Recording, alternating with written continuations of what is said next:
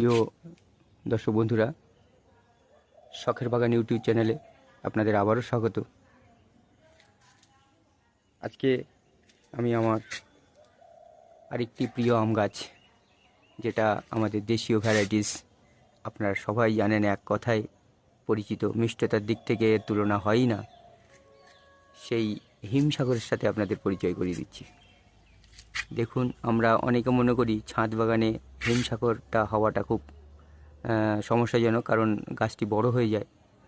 তো সেক্ষেত্রে বলবো, গাছটিকে যদি আমরা সঠিকভাবে পরিচর্যা করতে পারি, তাহলে সেটাকে প্রুনিংয়ের মাধ্যমে ছেটে ছোট করে রাখা যায় এবং অবশ্যই ফল পাওয়া যায়। দেখুন, তার প্রমাণ এই গাছটিতে দেখুন, হিমসাগর আছে আমার, এবং এত ছোট্ট গাছ, এই ছোট্ট গাছে একটি হিমসাগর আছে।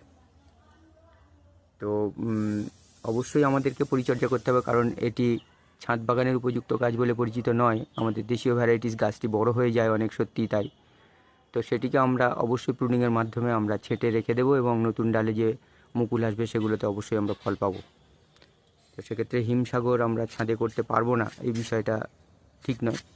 আমরা পারবো অবশ্যই করতে।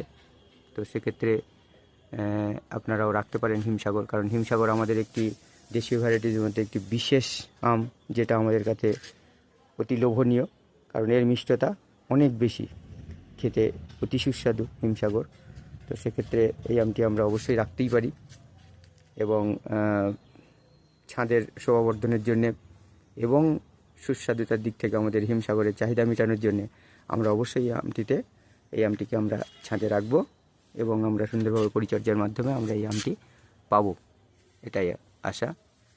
পরিশেষে ভিডিওটি যদি ভালো লাগে, তাহলে অবশ্যই চ্যানেলটিকে সাবস্ক্রাইব করুন, লাইক, শেয়ার করুন, কমেন্ট করুন, এবং আমাকে এই চ্যানেলটিকে আরও এগিয়ে নিয়ে যেতে সাহায্য করুন। আপনাদের সাথে নিত্য নতুন ভিডিও আমি শেয়ার করার জন্য যেন উদ্বুদ্ধ হই এবং আমার ভালো লাগে। তো আমি পার্টিকুলারলি প্রত্যেকটি আমের জন্য আমি খুবই বিশেষভাবে আমার ভালো লাগে আম চাষের জন্য। আমার এখানে প্রায় 25-30 প্রজাতির আম গাছ আছে। একে একে আমি সবার সাথে আপনাদের পরিচয় করিয়ে দেব। তো আপাতত এই ছোট্ট ভিডিওতে এখন এখানে শেষ করছি। সবাইকে ধন্যবাদ।